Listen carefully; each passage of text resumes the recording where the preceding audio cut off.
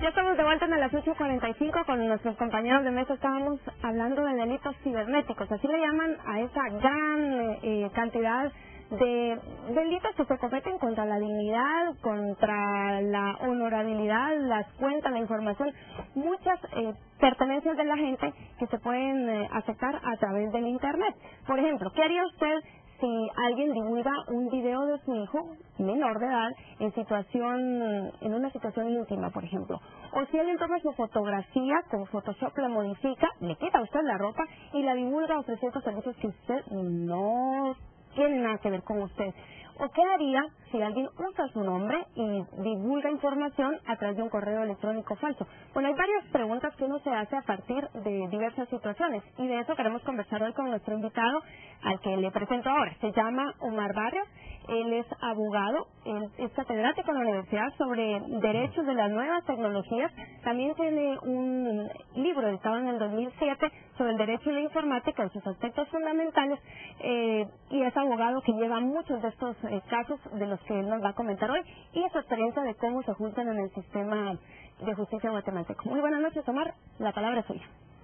Gracias, buenas noches a todos.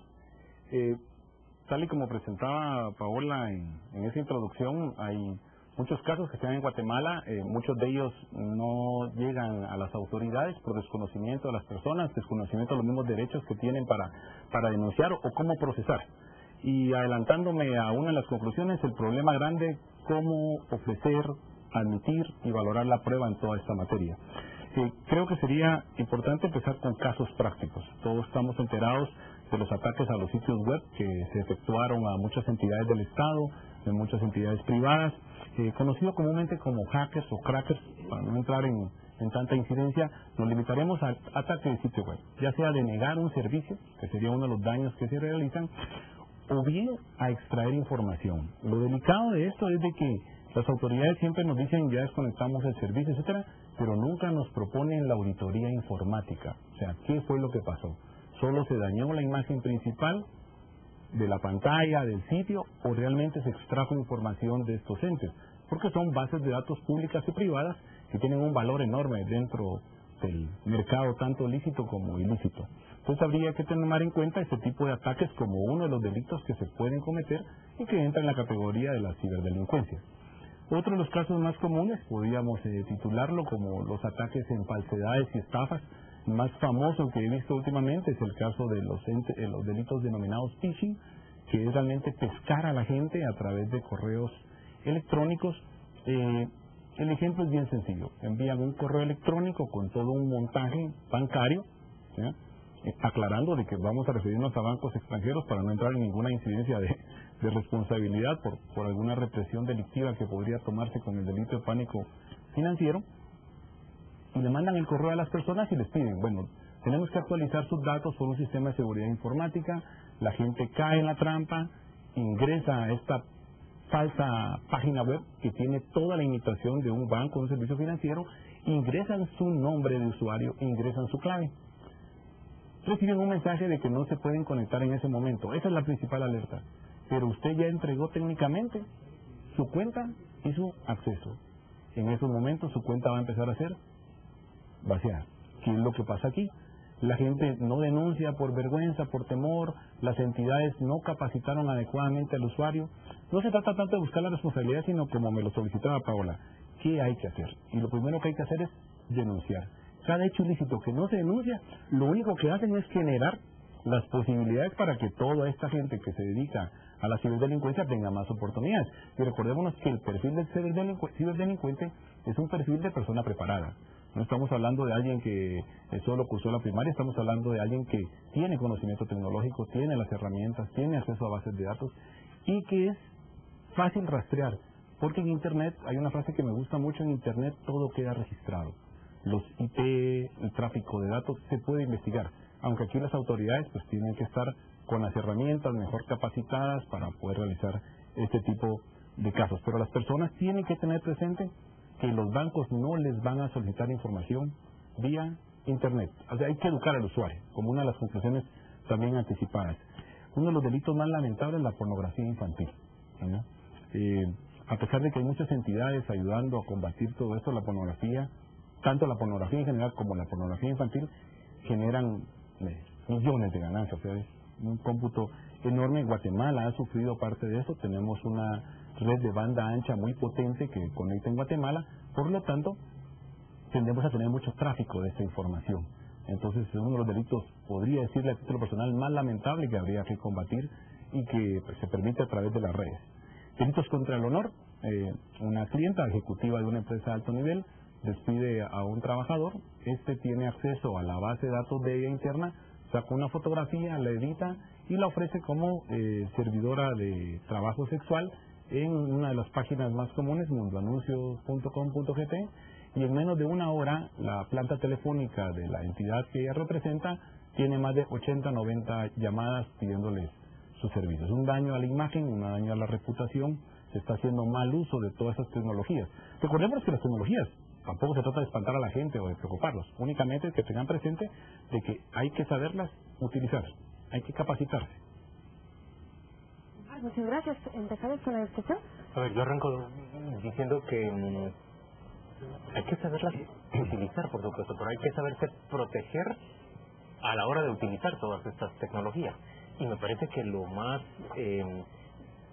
puede parecernos a nosotros muy incauto que una persona caiga en una de estas cadenas en las que suelen enviarse y recibimos prácticamente todos por correo solicitando una suma a cambio de una suma mayor o de unos negocios fascinantes.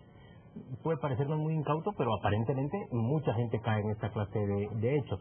Me parece que esos son, o a mí me preocupan bastante menos esos, y me resultan más preocupantes esa posibilidad de que ingresen a las cuentas de uno, utilicen información de uno y puedan revertirlo no solo para dañar el honor, sino incluso para causar daño en el patrimonio de las personas. En Guatemala realmente, ¿qué efecto tiene la persecución que se hace en contra de este tipo de delitos? ¿Cuán débiles somos para perseguirlos? Mi primera duda, si yo fuera víctima de este delito, sería ¿a quién busco para que me asesore? Porque los abogados, que no es el caso de nuestro invitado, también tienen mucho desconocimiento de este tipo, si es delito incluso. A veces dicen, no, mire, alguien que usa su nombre y que usó sus fotos, no, mejor déjelo así, no le dé más bulla para no hacerlo más grande. Primero buscar quién le va a asesorar a uno. Después, en el Ministerio Público, cruzar los dedos para que a la Fiscalía donde asignen mi denuncia, pues el fiscal entienda también cómo va a canalizar mi caso y buscar justicia. Y cuando llegue con el juzgador, si el juzgador realmente lo va a entender y voy a conseguir una sentencia condenatoria, ¿y qué voy a conseguir con eso? ¿Puedo conseguir que alguien vaya preso si, por ejemplo, utilizó información privada de mi hijo, que es menor de edad? ¿Puedo conseguir una sentencia condenatoria? Yo creo que no hay un caso todavía aquí en Guatemala con ese tipo de... Es complicado lo que decía Juan Luis. Hay gente que, pues, si dio su información, porque a veces ni siquiera es, mire, mande dinero, es solo ponga aquí sus datos, porque tenemos que hacer una transferencia. A usted le vamos a enviar en este momento $500,000, porque fíjese que tenemos un dinero que resultó que era una lotería, hay un tipo que tiene un apellido parecido al suyo. Y se piden que pongas tu número de cuenta. Ponga su número de cuenta y su nombre y se lo vamos a transferir. Solo le pedimos que después nos devuelva por lo menos el 10% por hacerle el favor. Pero uno dice, bueno, me voy a quedar con el 90% de lo que manden. La realidad es que da uno los datos y si hay dinero en la cuenta y lo pueden vaciar, se empieza a vaciar la cuenta nuevamente. Ese tipo de cosas pueden suceder, pero es alguien que por la misma avaricia o la intención de tener dinero fácil, lo hace. Lo que más preocupan, como decía Juan Luis, es que usen tu imagen o tu nombre para poder causarle daño a alguien más o para causarte daño a ti mismo, simplemente con información que está ahí disponible. Verificar o decir, no, ese no fui yo, es bien difícil. Déjenme poner un ejemplo muy simple y le doy la palabra a Pedro.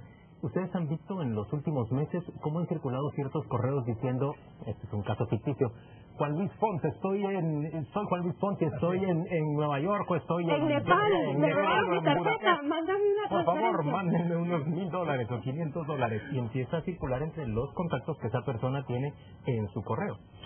Yo creo que todo lo que habéis dicho es cierto, pero vamos a partir de la base. Toda esta trama está hecha para bobos ambiciosos. Además, no pueden ser solo bobos ni solo ambiciosos, se tienen que dar las dos cosas. cosas. Somos bobos, no y sabemos los que solo somos ambiciosos tampoco. Tienen que ser bobos ambiciosos. Entonces, esto va a existir siempre. Antes era el timo de la estampita.